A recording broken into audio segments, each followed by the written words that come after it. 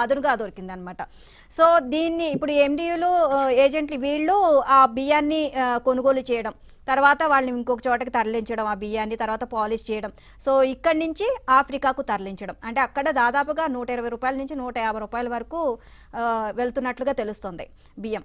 And ఈ నేపథ్యంలో మాకు మేనేజ్ చేయడానికి వాళ్ళు వీళ్ళని కాదు, మేము ఎవరినైనా మేనేజ్ చేయగలం, ఆఖరికి ఈ కస్టమ్స్ హౌస్ ఏజెంట్లను కూడా మేనేజ్ చేసి చక్కగా అక్రమ దందా అనేది కొనసాగిస్తున్నారు వీళ్ళు.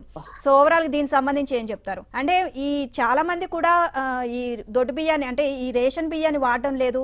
సో దీని ప్లేస్ లో సన్న బియ్యం ఇస్తే ఇది ఆచరణలో వస్తే ఆ లబ్ధిదారులు అందరూ కూడా ఆ సన్న బియ్యాన్ని వాడే అవకాశం ఉంటుంది కదా. అవునండి, ఖచ్చితంగా అది జరగాలి ఫస్ట్ ఆఫ్ ఆల్.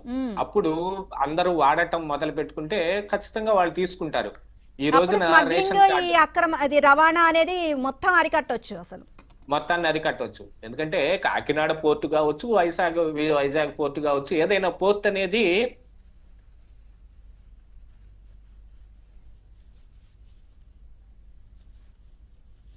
తరలింపుకి నేను చెబుతున్నాను. దాని గురించి ఈ రేషన్ షాప్ డీలర్ దగ్గర నుంచి ఉంది.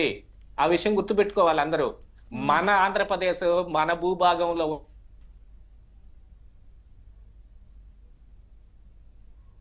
ఈ బియ్యం కావచ్చు, లేకపోతే ఈ మిల్లర్లో ఉంది కూడా మన భూభాగంలోనే, రేషన్ షాపులు ఉంది మన భూభాగంలోనే, రేషన్ డీలర్లు అందరూ మనకు సంబంధించిన వాళ్ళే ఉన్నారు. వీళ్ళందరి దగ్గర నుంచి ప్రక్షాళన మొదలు పెడితే కానీ చిట్ట చివరికి అది ఆగదండి. అక్కడికి వెళ్ళి షిప్పే కదా ఎక్కుతుంది. అక్కడ ముందు దాకా మన భూభాగంలోనే కదా ఈ మొత్తం తిరుగుతుంది.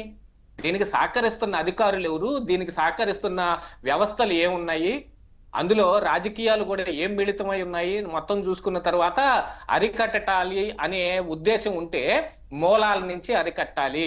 చిట్ట చివరిలో సీజ్ ద షిప్ అంటే సరిపోదండి. ఈ రోజున కాకినాడ నుంచి ఎక్స్పోర్ట్ కాకపోతే వైజాగ్ వెళ్ళారు అనుకుంటున్నారు. అది అబద్ధం, శుద్ధ అబద్ధం. అది వాళ్ళు ఉన్న పోర్టులన్నిటినీ ఆ రోజు నుంచి కాదు అంతకు ముందు నుంచి కూడా వాడటం మొదలు పెట్టారు. కానీ మనం గమనించలేదు, ఇది గమనించలేదు. ఇంకా గంగవరం పోర్టు గురించి అయితే అసలు మనం మాట్లాడుకోము, ఎందుకంటే అదానిది కాబట్టి. ఎక్కువ అడ్డా అన్నమాట. ఇప్పుడు అక్రమ రవాణాకి అట్లాంటివి కూడా అడ్డాగానే ఉంటాయి. ఇక్కడ నుంచి గంజా ఎక్స్పోర్ట్ అవుతుందా, బియ్యం ఎక్స్పోర్ట్ అవుతున్నాయా, లేకపోతే డ్రగ్స్ ఇంపోర్ట్ అవుతున్నాయా అంటే పోర్టులన్నిటినీ ప్రైవేటు పరం చేసింది జగన్మోహన్ రెడ్డి ఏం కాదు. దానికంటే ముందే ఎప్పుడో 1999లోనే అయ్యాయి. ఆ తరువాత ఆ పోర్టులు వీటన్నిటిలో ఏమేమి ఎక్స్పోర్ట్ అవుతున్నాయి, ఏమి ఇంపోర్ట్ అవుతున్నాయి. మొన్న వైజాగ్ పోర్టుకి పెద్ద కంటైనర్ వచ్చిందండి, బ్రెజిల్ నుంచి ఈ కంటైనర్ వచ్చింది. సిబిఐ దీంట్లో వాళ్ళకి సిబిఐకి ఒక ఇన్ఫర్మేషన్ వచ్చింది ఇందులో డ్రగ్స్ ఉన్నట్టుగానంటే మొన్న తేట తెల్లంగా చెప్పేశారు అందులో ఉన్న డ్రగ్స్ ఏం కాదండి, కేవలం డ్రై ఇస్తే డ్రగ్స్ ఏం లేవని. కానీ దాని మీద మనం చాలా పెద్ద గోల్ చేసుకున్నాం ఆ రోజున.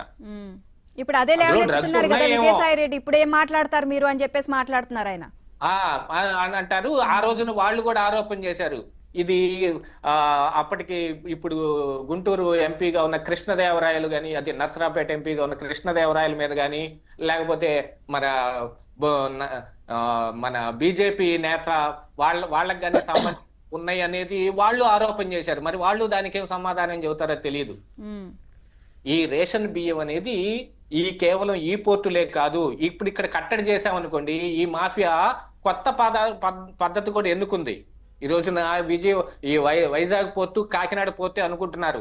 నెల్లూరు బేసుగా అక్కడ కొంత నిల్వ చేయబడి అక్కడి నుంచి చెన్నై పోర్టుకి తరలి వెళ్తున్నాయి. మరి మీరు చెన్నై పోర్టుకి వెళ్ళలేరుగా.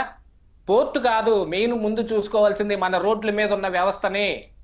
రోడ్డు మీదే మరి లారీలు వెళ్ళాలి, రోడ్డు మీదనే ఈ ఆటోలు వెళ్ళాలి. ఈ తరలించే బియ్యం అంతా ఎక్కడో చోట గోడౌన్ లో స్టాక్ పెట్టాలి. ఈ తరలించే బియ్యాన్ని మొత్తం పాలిష్ పట్టడానికి మళ్ళీ ఇదే రైస్ మిల్లర్లు ఉండాలి.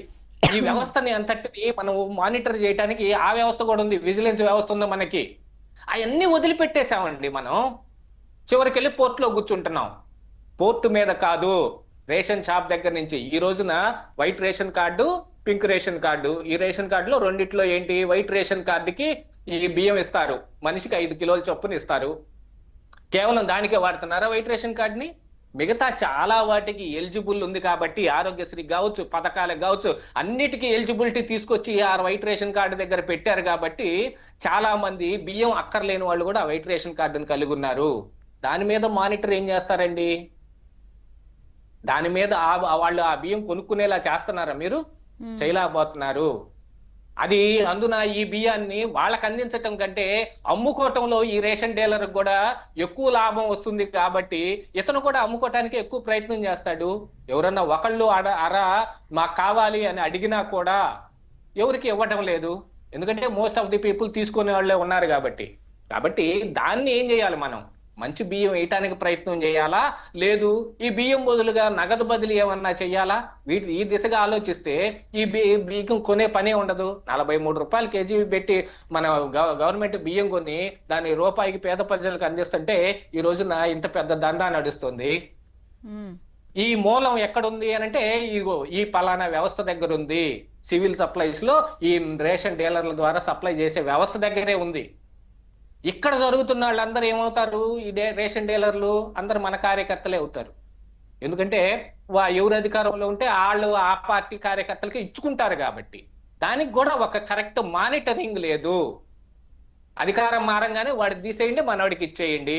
అందుకే కదా మరి కూటమి అధికారంలోకి వచ్చిన తర్వాత కూడా ఈ బియ్యం ఎందుకు ఇట్లా ఎంత ఎక్స్పోర్ట్ అవుతుంది, ఎందుకు ఎంత బియ్యం దందా నడుస్తుంది అని అంటే ఇవన్నీ కూడా మనమే ఇప్పించుకున్నాం కాబట్టి వాళ్ళ దగ్గర నుంచి మార్చి మనకిస్తాం, వీళ్ళు అమ్ముతారు. కానీ పైనుండే మాఫియా ఉంటుంది చూడండి, అది ఏ రోజుకి మారదు. వాళ్ళు పార్టీలు ఏమి మారినా అధికారం ఎవరికి వచ్చినా కానీ వాళ్ళు ఆ దందానే చేస్తారు. అది ఆపాలంటే మనం ఇక్కడ ఉన్న మన రేషన్ డీలర్ దగ్గర నుంచి ప్రక్షాళన మొదలు పెట్టాలి. అది ఏ రోజు జరిగితే రేషన్ బియ్యం ఆ రోజున అక్రమ రవాణా కాకుండా ఉంటది అనేది ప్రజలుగా మేము ఆశిస్తున్నాం ఈ గవర్నమెంట్.